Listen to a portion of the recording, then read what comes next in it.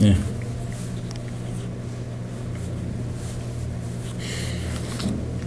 오늘 말씀은 상상순 10번째 강의 설교입니다. 제목은 원수를 사랑하라 입니다.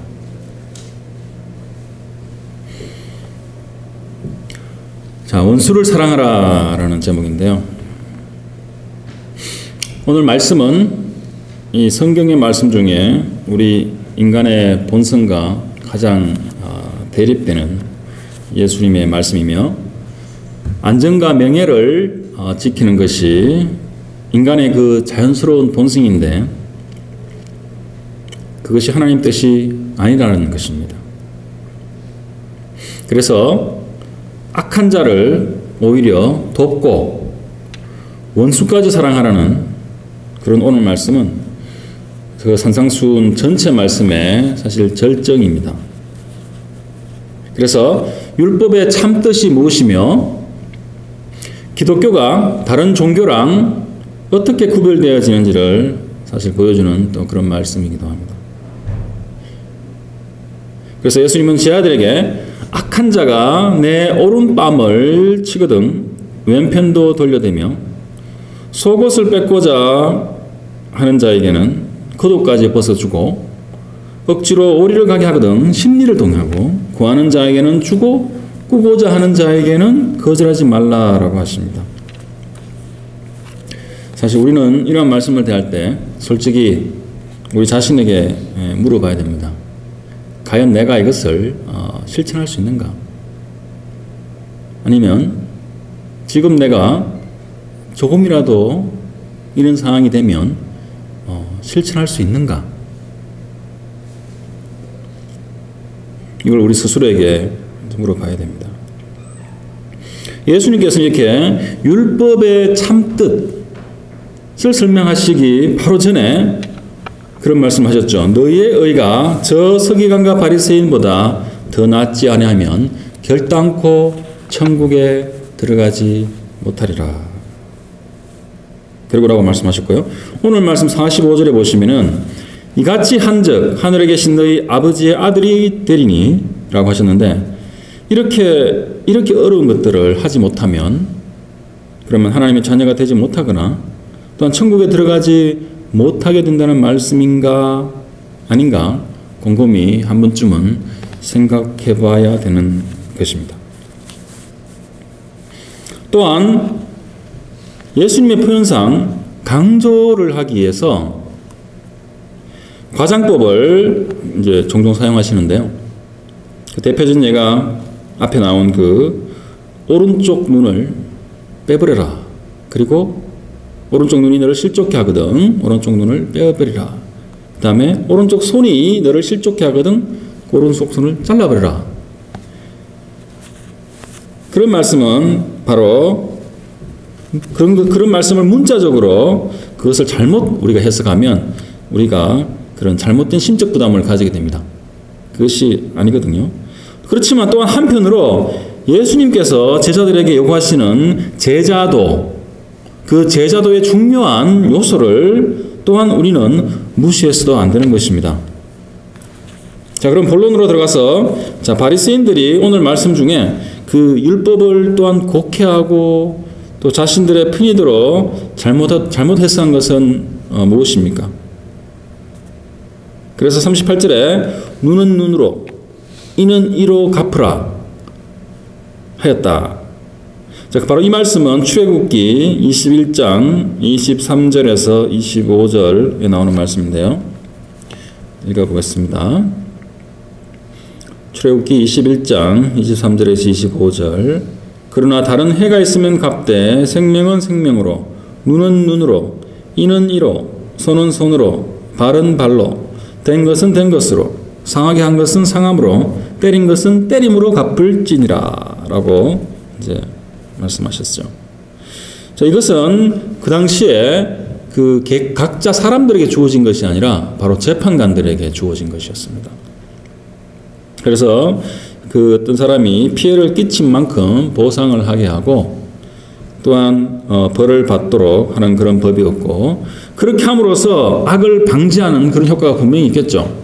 그리고 또한 개인적으로 보복을 하게 되면 그것보다 더 지나친 보복을 하는 것을 또한 금지하는 그런 역할을 하는 것이었습니다. 그렇지만 바로 바리새인들과 서기관들은 이것을 자신의 어떤 그 개인적인 보복을 할 수 있는 그것을 정당화하는 그렇게 편의적으로 해석하고 적응하였다는 그런 이제 예수님의 말씀이죠. 그리고 레위기 19장 18절 말씀을 보시면은 이런 말씀이 있어요. 원수를 갚지 말며 동포를 원망하지 말며 내 이웃 사랑하기를 내 자신과 같이 사랑하라. 나는 여호와이니라. 바로 여기다 보면 율법에 원수를 갚지 말라라고 분명히 나와 있습니다. 그죠? 이것이 신약에 예수님이 하신 말씀이 아니라 바로 하나님께서 레위기에 모세에게 주신 그런 율법에 나오는 말씀이고요. 바로 개인적으로 원수를 갚는 것을 금지하셨습니다. 그래서 예수님께서도 예수님의 제자들이 개인적으로 그런 보복을 하지 말라. 그리고 그것을 넘어서서 또한 악한 자들을 대적하지 말라라고 이제 가르치시는 것이에요.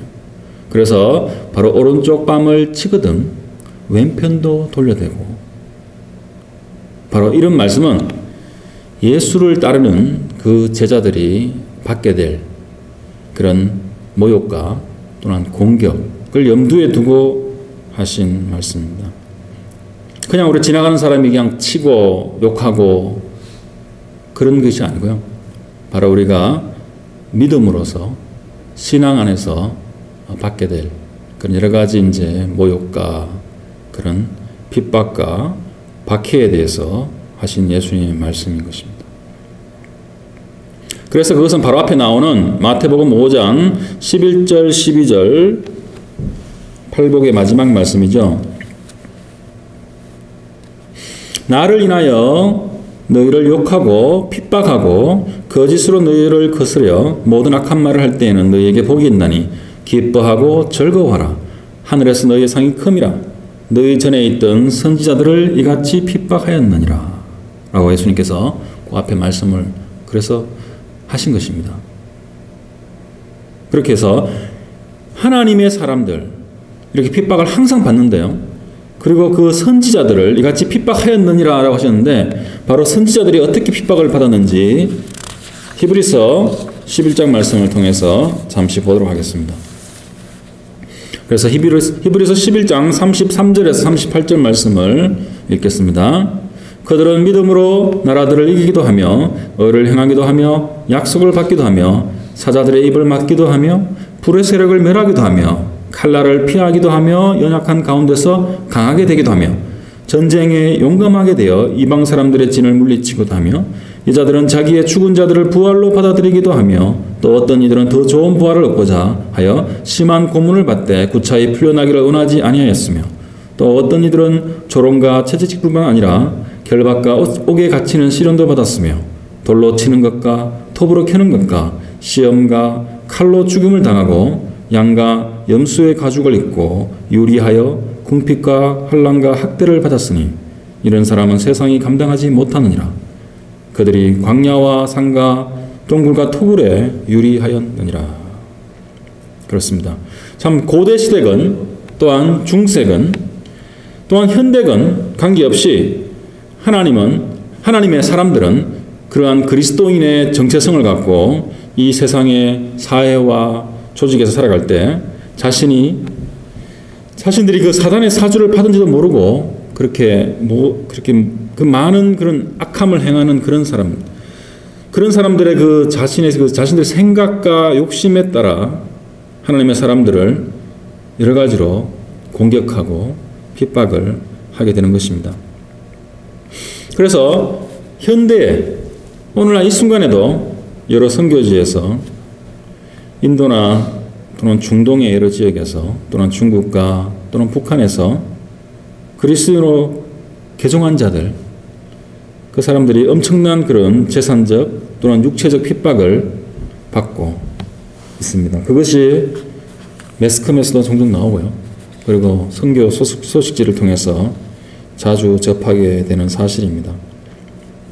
이것이 저런 3세계나 그런 선교지에서 일어나는 것이 아니라 미국이나 우리 한국의 그런 직장에서도 그리스도인들이 그리스도인의 방식으로 살고자 할 때, 그래서 인간관계를 이용한 그런 적당한 처세술을 부리지 않을 때, 또는 정직한 방법을 주장하면 직장 안에서도 참 많은 불이익이 따라옵니다. 저 자신도 그런 것을 경험해 보기도 했고 또 그런 것을 또한 많이 보기도 하였습니다. 그것뿐만 아닙니다. 또한 가정에서도 이러한 핍박이 있습니다. 믿지 않는 그런 시부모 아래서 그 핍박받는 여러 며느리들이 많이 한국에 사실 있고요. 또한 서로 그 믿는 부부 사이에서도 서로 갈등이 있고 핍박이 있습니다. 그게 현실입니다. 그리고 아이들조차 자라나면서 특히 티네이저가 되면 믿는 부모들의 약점을 이제 공격하기도 합니다. 참 그럴 때 실제로 겪어보면 참 가슴이 많이 아픕니다. 자, 그럴 때 가정에서나 직장에서나 아니면 선교지에서나 어떻게 예수님께서 어떻게 말씀하십니까? 누구든지 내 오른뺨을 치거든 내 왼쪽 편도 돌려대라. 이것은 모든 것에 적용되는 것입니다. 우리 가정에서도 정확하게 적용되는 것입니다. 그래서 예수님께서 나아가서 40절에 이제 그렇게 말씀하시죠.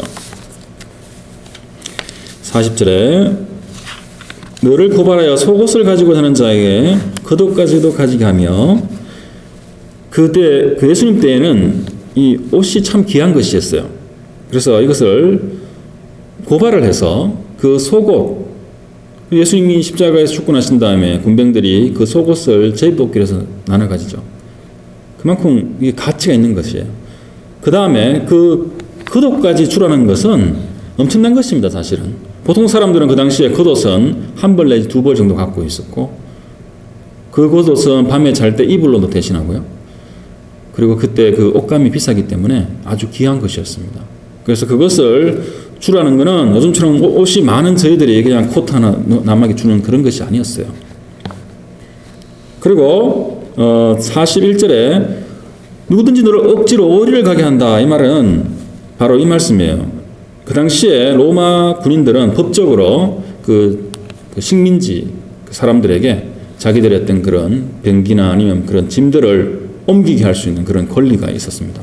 그래서 자기들을 그 핍박하는, 압박하는 그 식민지 국가가 그런 군인들이 억지로 일을 시키는 거예요. 그랬을 때 바로 이 올이라는 것은 원어에서는 이제 밀리온이라고 그러는데요. 꼭 이 마일하고 비슷해요. 1.5km 정도 되는 거리인데, 그래서 영어로는 그냥 마일이라고 번역이 되어 있습니다. 그래서 이 로마 군인들이 1.5km를 걷게 하면, 짐을 지고 나르게 하면 1마일을 더 가라는 거예요. 우리 일제 식민지 때 만약에 일본 순사나 군인이 그렇게 시키면 기쁜 마음으로 1마일을 더 가라는 얘기예요. 1.5km를 더 걸어가라는 얘기예요. 그게 예수님 말씀입니다. 그 다음에 42절에 바로 또한 정말 신용이 가지 않는, 돈을 빌려주면 분명히 떼먹힐 만한 그런 사람이 돈을 꾸어주기를 바라면은 그래도 거절하지 말라는 것입니다. 그런 말씀이에요. 자, 그래서 바로 이러한 예수님의 그 말씀에서 여러분들이 잘 알고 있는 그런 바로 비폭력 평화주의가 나왔습니다. 그래서 이 톨스토이에 의해서 이것이 사실 제안되었고요. 그 다음에 여러분이 잘 아시는 인도의 간디가 이것을 실천에 옮겼습니다. 그래서 결국은 기독교 국가였던 그 영국인들의 그 양심을 건드려서 결국 독립을 얻게 되는 그런 계기가 되기도 하였다는 건 잘 아는 사실이고요. 자, 그렇지만 이 무조건적인 평화주의, 이 간디의 비폭력 평화주의는 사실 성경적이지는 않습니다.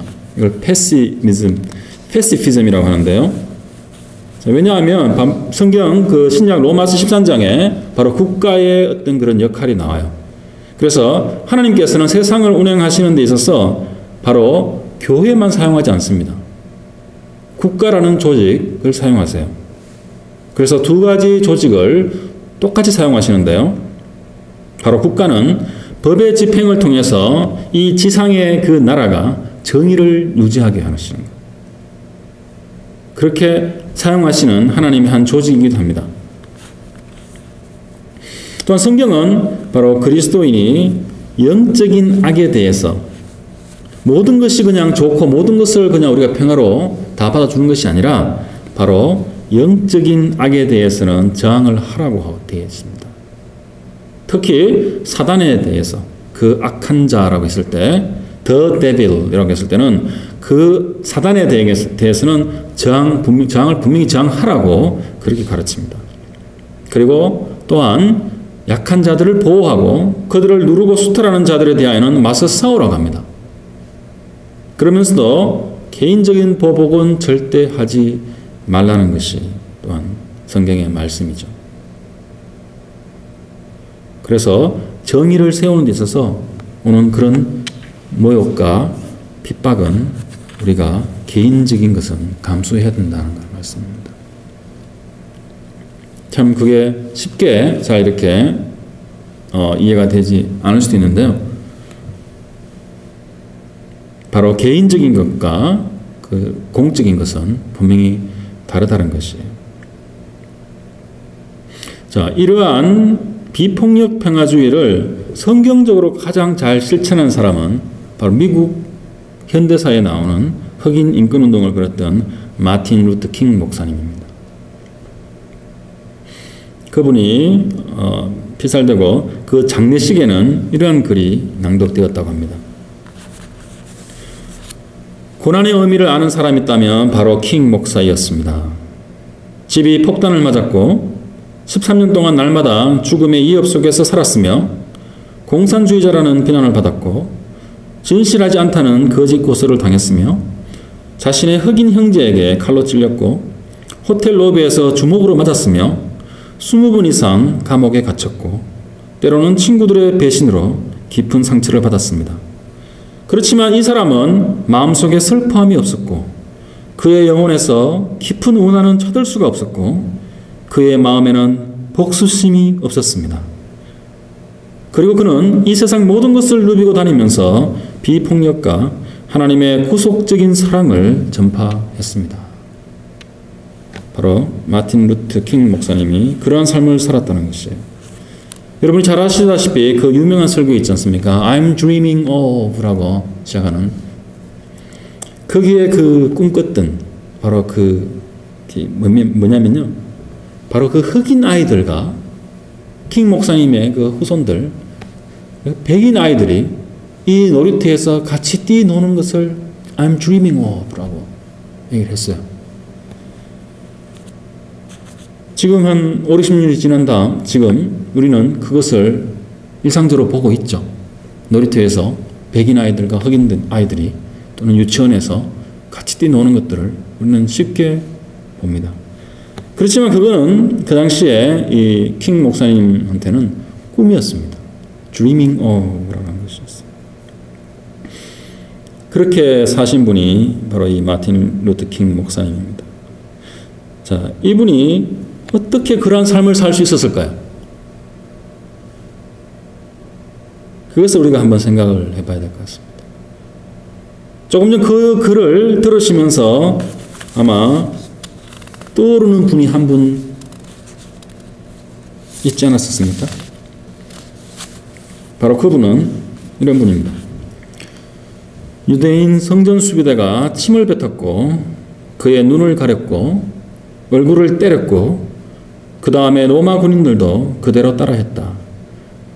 그들은 가시관을 씌웠고 왕이 입는 자색 옷을 입혔으며 갈대호를 들게 하였고 유대인의 왕이여 평안할지어다 라고 조롱하고 또 조롱하는 몸짓으로 무릎 꿇고 절을 하며 얼굴에 침을 뱉고 또 때렸다.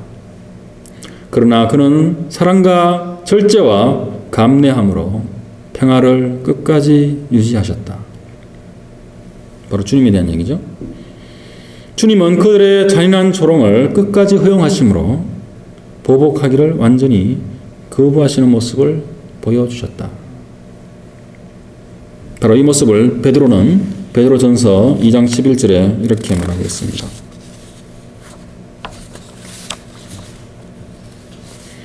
베드로전서 2장 21절에서 23절 이를 위하여 너희가 부르심을 받았으니 그리스도도 너희를 위하여 고난을 받으사 너희에게 본을 끼쳐 그 자취를 따라오게 하려 하셨느니라. 그는 죄를 범하지 아니하시고 그 입에 거짓도 없으시며 욕을 당하시되 맞대어 욕하지 아니하시고 고난을 당하시되 위협하지 아니하시고 오직 공의로 심판하시는 이에게 부탁하시며 라고 했습니다. 바로 너희에게 본을 끼쳐서 그 자취를 따라오게 하려 하셨다는 것입니다. 그리스도의 삶이 바로 그 예수님의 본을 따라가도록 하신 것이라는 것입니다.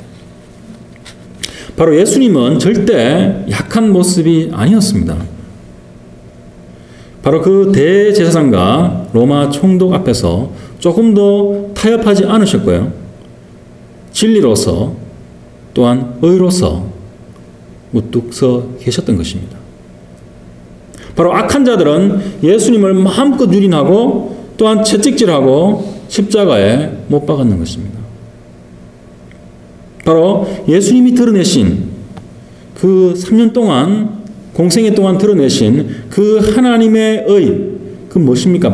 바로 참된 사랑과 진리. 그것이 드러날 때 그 지도자들은 그것이 너무너무 싫어서 정치적인 이유, 또한 종교적인 이유, 바로 그 유대 지도자들은 예수님을 무자비하게 치고 또 파괴하려고 하였고 결국은 십자가에 못 박여 죽였습니다. 하지만 바로 그것을 통해서 역으로 하나님께서는 많은 믿는 자들이 하나님과의 관계가 회복되는 그 의를 의롭게 하심을 하나님께서는 이루신 것입니다. 그와 마찬가지로 우리 그리스도인들이 부당한 공격이나 또한 모략이나 여러 가지 그런 순환을 겪을 때 바로 예수님처럼 우리가 반응을 하게 되면 어떠한 결과가 나오냐 하면요. 바로 그게 역으로 하나님께서 우리들을 통하여 하나님의 사랑과 그 진리가 궁극적으로 드러나게 하신다는 것입니다. 그래서 우리가 개인적으로 보복하고 싸우고 따지고 할 필요가 없다는 것이에요. 그것이 바로 예수님이 말씀하시는 진리입니다. 자, 그래서 44절로 이제 넘어가면요. 산상수훈에서 정말 가장 실천하기 어려운 말씀이 나오죠. 그것이 바로 내 원수를 사랑하라. 그리고 너희를 박해하는 자를 위해 기도하라. 라는 말씀입니다. 우리는 첫째로 자기 가족도 제대로 사랑하지 못하는 게 우리의 현실입니다.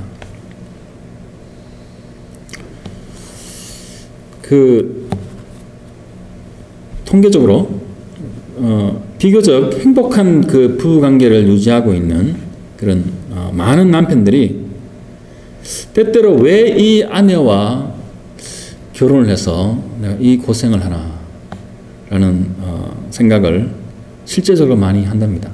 살아가면서. 물론 저도 했겠죠. 그리고 남편들만 했겠습니까? 아내들도 똑같이 하는 것입니다. 그만큼 우리는 자기 배우자도 제대로 사랑을 못하는 것이에요. 그만큼 우리가 이기적이고 자기중심적이라는 것입니다. 자, 그러면 한 발짝 더 나아가서 neighbor, 성경에서 말하는 이웃을 내 몸과 같이 사랑하라 라고 하셨는데, 우리가 살다 보면 정말 우리를 짜증나게 하는 그런 이웃들이 많이 있습니다. 그래서 우리를 화나게 하는 그런 이웃들, 특히 한국의 아파트에 보면 그 층간소음 때문에 엄청나게 많은 다툼이 있고 끔찍스러운 일까지 일어나는 것들이 많이 있죠. 뭐 그 정도까지는 안 가더라도 대부분 상종을 서로 안 합니다. 그래서 되도록 눈 안 마주치고 그러면 큰 어떤 그런 트러블이 없이 그냥 지내는 거죠. 그것이 바로 우리의 이웃 사랑입니다. 그래서 우리가 정말 이웃들도 얼마나 사랑하기 힘든지 우리가 알 수 있는 것입니다. 바로 저희 그리스도인들에게 얘기하는 것이에요. 그런데 예수님께서는 나아가서 너희 원수를 사랑하라 라고 하시는 겁니다. 어떻게 가당치나 한 말씀입니까? 배우자도 사랑하지 못하고 내 이웃도 사랑하지 못하는데, 아니 내 가족도 사랑하지 못하는데 원수를 사랑하라 라고 예수님께서 말씀하시는 것이죠. 자, 이 말씀의 배경이 뭔지를 저희가 이해를 해야 되는 것이죠. 왜냐하면 바리새인들이 바로 그 이웃과 원수를 구별했기 때문에 예수님께서 이렇게 말씀을 하신 거예요. 레위기 19장 33절에서 34절 말씀을 보시면 이런 말씀이 있습니다. 거류민이 너희의 땅에 거류하여 함께 있거든 너희는 그를 학대하지 말고 너희와 함께 있는 거류민을 너희 중에서 나은 자같이 여기며 자기같이 사랑하라. 너희도 애굽 땅에서 거류민이 되었었느니라. 나는 너희의 하나님 여호와이니라. 바로 레위기의 율법에 하나님께서 이 거류민이라는 건 영어로 sojourner 이렇게 그 나그네를 가리키는 거예요. 바로 이방인들, 그리고 외국인들이에요. 외국인들이 이 이스라엘 땅에 들어와서 함께 거하거나 또는 같이 살게 되면 바로 너희 중에 나은 자같이 여기며 사랑하라 라고 하나님께서 율법에서 그렇게 분명히 명시하셨어요. 근데 유대인들은 어떻게 했습니까? 이 율법학자 서기관들은 아니다. 우리 유대인들만 한 형제다. 그리고 저 이방인들 또는 사마리아인들, 그런 사람들은 개와 같은 사람들이다. 절대 사랑 안 했습니다. 그래서 바로 예수님께서 그것을 바로 잡은 거예요. 바로 나그네들, 그 외국인들, 이방인들을 바로 그 똑같이 자기 민족처럼 이렇게 대우하라는 바로 그 말씀을 예수님께서 다시 한번 그 바리새인들의 잘못된 가르침을 바로 잡는 것입니다. 바로 잡고 하신 건데, 근데 우리 한국에 또 요즘은 엄청나게 많은 외국인 노동자들이 들어와 있다고 하죠. 그 노동자들에게 그리스도인들이 참 교회들이 많은 사역을 하고 있는 걸 알고 있습니다.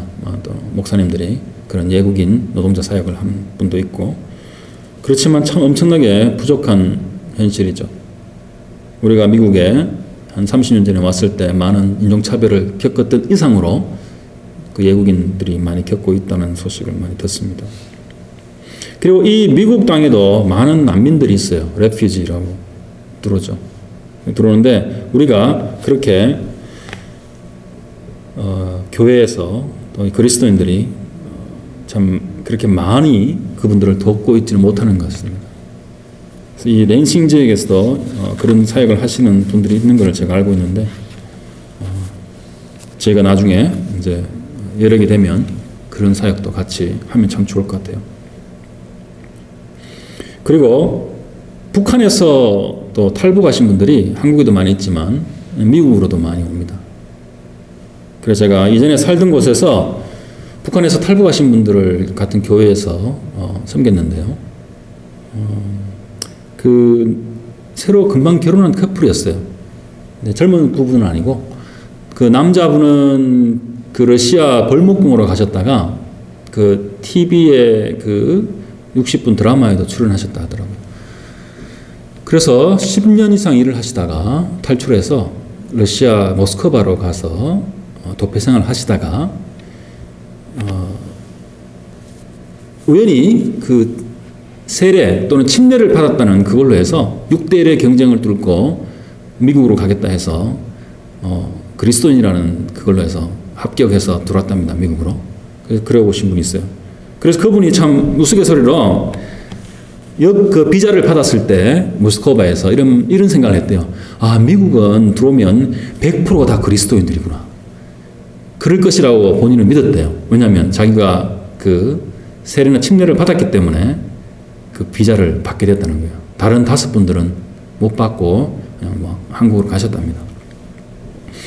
그리고 이제 그분이 결혼을 하셨는데 2달 전에 탈북한, 그래도 북한 그 평양 수도권에서 사시던 그 여자분하고 결혼을 하셔서 이제 만나서 미국으로 들어오신 거예요.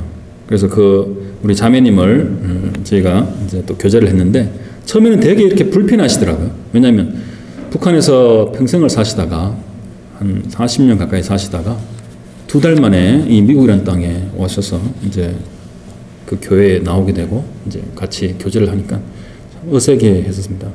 그렇지만 저희가 그분들하고 교제를 나누고 해서 또 초대도 받고 그래서 그분들이 그 북한식으로 또 그 닭똥집 요리를 해주셔가지고 아주 맛있게 먹었던 기억이 아직도 납니다. 그래요. 제가 이 말씀을 드린 이유는 이런 분들이 교회에서 잘 적응을 못해요. 왜냐하면 성도분들이 그런 분들하고 잘 어울리려고 하질 않습니다. 이렇게 인사는 하고 하지만 정말 실질적으로 삶을 나누고 시간을 같이 나누고 그렇게 식사 교제를 자주 하고 그렇게 안 한다는 거죠. 그걸 제가 또 눈으로 직접 목격을 했습니다. 참 한편으로는 좀 안타까웠죠. 그래서 교회에서 정말 이렇게 끼리끼리 모이는 그런 것들은 정말 우리가 지향해야 되는 그런 것입니다. 다시 본론으로 들어가서 예수님께서 원수를 사랑하라 라고 하셨는데요. 자, 그렇다면 여러분들의 그 원수는 좀 과격한 표현인데요. 적, 바로 enemy. 여러분들의 적은 바로 누구입니까? 바로 그 사람들은 이런 사람들인 거예요. 우리가 살아오면서 내가 복수를 해주고 싶은 마음이 남아있는 그런 사람들. 내 기억 속에 내가 복수를 해주고 싶은, 기회가 되거나 여건이 되면 보복을 해주고 싶은 그런 마음이 내 속에 남아있으면 그 사람들이 나의 적이었어요. 적이었고 또한 뭐 원수로다 이렇게도 뭐 표현할 수 있겠지만 나를 참 힘들게 했던 사람들, 나를 참 고통스럽게 했던 사람들,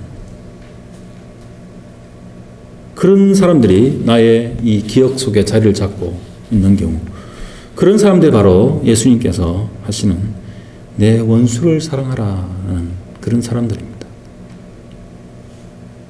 우리 모두에게는 그런 사람들이 한두 명 이상 다 있을 거예요.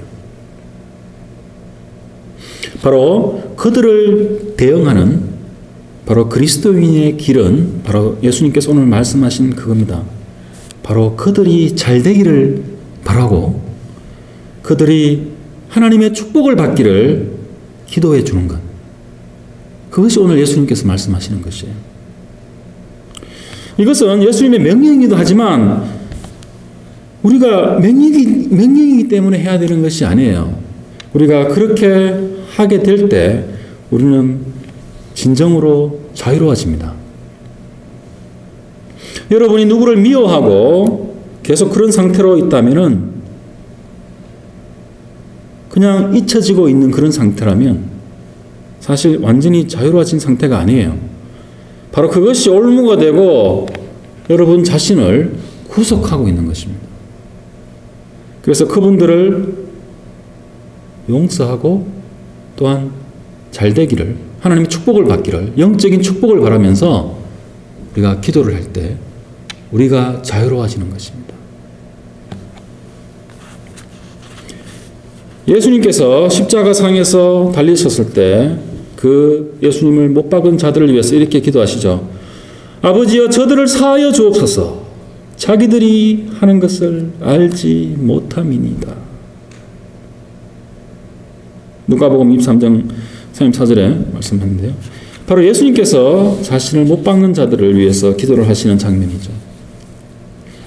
바로 우리가 잘 알고 있는 독일의 그 본 해퍼 목사님, 그분도 이렇게 말씀을 했습니다. 원수를 위한 중보의 기도는 기독교적 사랑의 절정이다. 이것은 최고의 명령이다. 기도를 통해 우리는 우리의 적들에게, 바로 그 원수들에게 가게 되고 그들의 편이 되며 그들을 위해 하나님께 탄원한다. 라고 보네프가 이렇게 말했습니다. 그래서 우리가 바로 원수를 사랑해야 되는 그 동기가 있는데요. 우리의 동기가 우리 행위보다 훨씬 더 중요하고 근원적이라는 말씀. 그리고 산상수훈 자체가 바로 예수님께서 그것을 말씀하시고 있는 거고요. 그것은 바로 우리가 죄인 되었을 때 예수님이 죽으셨다는 것이에요. 바로 예수님이 십자가의 그 기도, 그것이 자신을 못 박은 자들을 위해서 그 하신 그 기도가 바로 그 2000년의 그 시공을 초월해서 바로 우리 자신들이 믿기 전에 바로 예수님을 조롱하고 하나님을 거역하고 우리 마음대로 살아갈 때 바로 우리를 향해서 예수님께서 하신 기도라는 것입니다. 그 로마 군병들만을 위해서 하신 기도가 아니라는 말씀. 바로 예수님을 믿기 전에 바로 나 자신을 위해서 예수님이 십자가에 못 박힌 상태에서 피를 흘리시면서 하신 기도라는 것입니다. 내 자신을 위해서 하신 기도는, 여러분을 위해서 하신 기도라는 것입니다. 그것이 바로 우리가 똑같이 아직 예수님의 그 사랑을 모르는 그 사람들이 우리를 핍박할 때 우리가 그 사람들을 위해 기도해야 되는 그 동기라는 것이에요. 그 이유라는 것입니다. 지금 우리가 십자가의 사랑을 알고 그렇게 살고자 한다면 바로 우리는 우리를 핍박하는 자들이 바로 이전에 우리 자신들과 똑같은 사람인 것을 알아야 된다는 말씀입니다. 그래서 그 사람들을 위해서 예수님 기도하신 것처럼 지금 기도해야 되는 것입니다. 이것을 바울이 로마서 12장 이렇게 말씀하고 있습니다. 로마서 12장 14절 말씀과 17절에서 21절 말씀을 제가 읽겠습니다. 너희를 박해하는 자를 축복하라. 축복하고 저주하지 말라. 아무에게도 악을 악으로 갚지 말고 모든 사람 앞에서 선한 일을 도모하라. 할 수 있거든 너희로서는 모든 사람과 더불어 화목하라. 내 사랑하는 자들아 너희가 친히 원수를 갚지 말고 하나님의 진노하심에 맡기라. 기록되었을 때 원수 갚는 것이 내게 있으니 내가 갚으리라고 주께서 말씀하시느라. 내 원수가 줄이거든 먹이고 목마르거든 마시게 하라. 그리함으로 내가 숯불을 그 머리에 사 놓으리라. 악에게 지지 말고 선으로 악을 이기라. 이게 영어로는 악에게 overcome 되지 말고 우리가 선으로 악을 overcome, 극복해라 라는 것입니다. 네. 바로 예수님께서 오늘 읽으신 오늘 본문 말씀 제일 마지막에 마태복음 5장 48절에 이렇게 말씀하시죠. 그래서 그러므로 하늘에 계신 너희 아버지의 온전하심과 같이 너희도 온전하라 라고 말씀을 하세요. 그래서 이것은 명령의 말씀입니다. 바로 예수님께서 제자들에게 요구하시는 명령의 말씀이세요. 그러면 어떻게 하나님이 온전하신데 그 온전하신 같이 우리가 온전할 수 있겠습니까? 그거는 쉽게 생각해봐도 불가능한 것입니다. 근데 예수님은 그렇게 명령을 하셨어요. 그래서 이 헬라어의 이 언어를 저희가 이거는 이해를 해야 되는 건데요. 그 헬라어의 그 단순 미래 시제는 바로 명령으로 사용되지만 동시에 미래에 이루어질 약속으로도 사용되어지는 것입니다. 그것을 영어로 번역하면 You shall be perfect 이렇게 번역이 돼요. 그래서 너는 온전하라. 동시에 현재형이면서 동시에 너는 또한 온전해질 것이다 라는 그런 말씀이에요. 그래서 산상수훈의 이 말씀들은 바로 율법이 아닌 율법의 참 의미에 대해서 말씀하시는 것이라고 제가 여러 번 말씀드렸습니다. 그래서 행위로 우리가 지켜야 되는 그런 것이 아니고 그 참 의미를 우리가 알고 깨닫고 그것을 품고 그대로 살아가려고 제가 노력할 때 바로 우리의 그 마음속에 그 우리의 하트가 바로 천국의 성품, 천국의 마음으로 바뀌어 간다는 것입니다. 바로 씨 뿌리는 자의 비유에서 그 하나님께서 뿌린 그 천국의 그 씨앗이, 그 믿음의 씨앗이 바로 옥토밭, 즉 심령이 가난하고 애통해하는 자, 그 마음밭에 뿌려져서 100배, 10배 그렇게 이제 수확을 얻을 수 있다는 것입니다. 그래서 이 말씀은 바로 이것이 명령이면서 또한 약속이라는 것이에요. 그 말은 다르게 말하면 명령은 의무이고 또한 약속은 또한 우리의 목표가 되는 것입니다. 그리스도인의 목표가 되는 것이에요. 그래서 이것을 의무이면서 목표이다 이렇게 말씀을 드릴 수가 있는 것입니다. 그래서 바로 하나님을 사랑하는 자, 그 뜻대로 부르심을 받은 자들에게는 바로 하나님께서 하나님의 말씀을 지킬 능력을 주신다는 것입니다. 바로 원수를 사랑할 수 있는 그 능력을 주시는 것이에요. 바로 우리 내주하시는 그 성령의 능력으로 그렇게 할 수 있는 능력도 주신다는 것입니다. 그래서 우리가 기도할 수 있는 거죠. 그렇지 않고는 우리는 절대 우리의 적들을 위해서 그렇게 기도할 수가 없는 것입니다.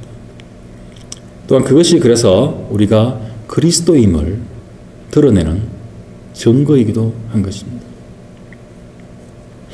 우리가 하나님을 닮아가고 예수님이 사신 것처럼 또한 죽으신 것처럼 그렇게 우리가 살기 위해서는 우리가 복수하고 싶은 마음이 그 남아있는 그 사람들을 우리가 마음속으로 이렇게 꼽아보고 그 사람들의 영적인 안녕과 축복을 위해 기도할 때 바로 그 원수와 같은 사람들이 바로 우리가 우리 자신이 하나님을 닮아가는 사람이 되어가도록 하나님께서 그런 우리에게 기회를 제공해 주시는 그런 은혜의 도구가 되도록 쓰시는 그런 사람들인 것을 우리가 깨닫게 된다는 것이에요.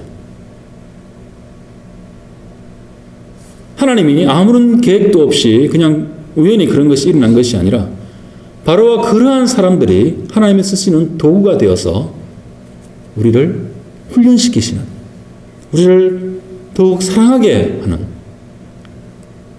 그렇게 만들어 가시는 도구라는 것입니다. 그렇게 우리가 이해할 때 우리가 계속 그 사람들을 계속 미워하고 정오하고 우리 마음속에 담아둘 이유가 없는 거예요.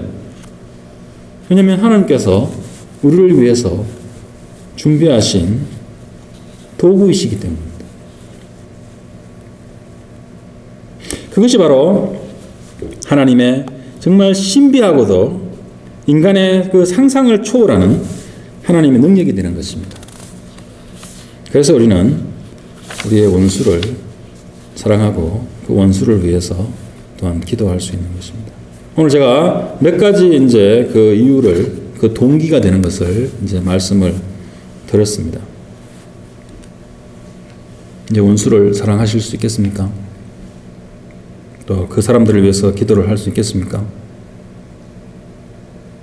결론적으로 마태복음 5장에 그 예수님께서 율법을 재해석하신 그런 말씀을 이제 마무리하면서 다시 한번 이 재해석의 말씀 바로 앞에 나오는 그 전제가 되는 말씀, 너희의 의가 저 서기관과 바리새인들보다 더 낫지 않으면 이라는 그 말씀.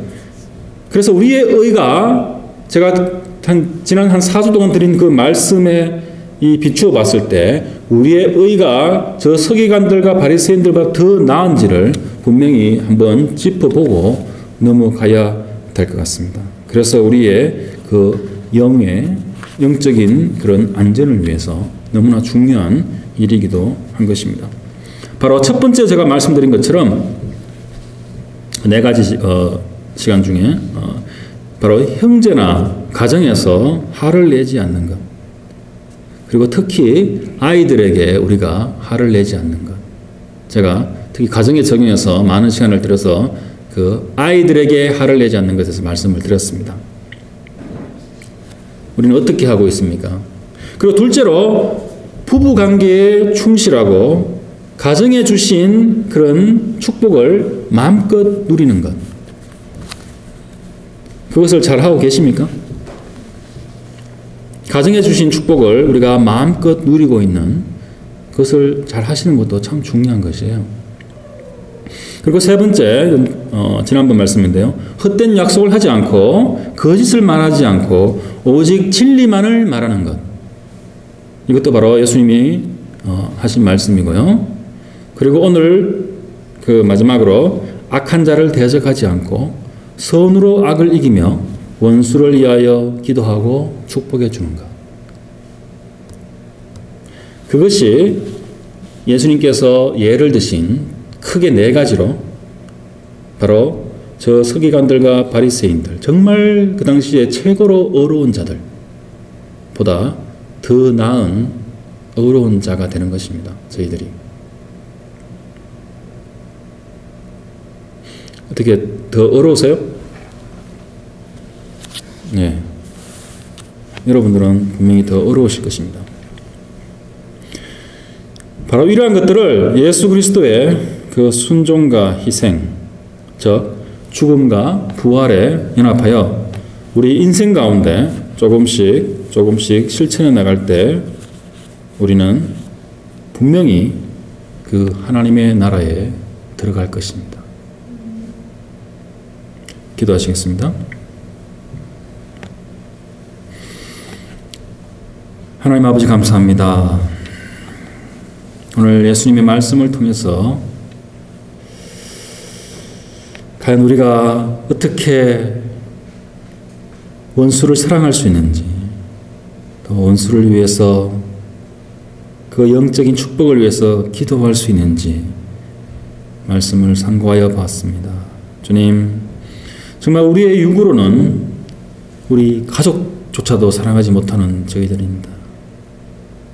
그렇지만 예수님께서 십자가에서 그 죽으시고 그 흘리신 보혈로 인하여 저희는 그 모든 것이 가능한, 그것을 할 수 있는 능력이 주어진 자임을 다시 한번 고백합니다.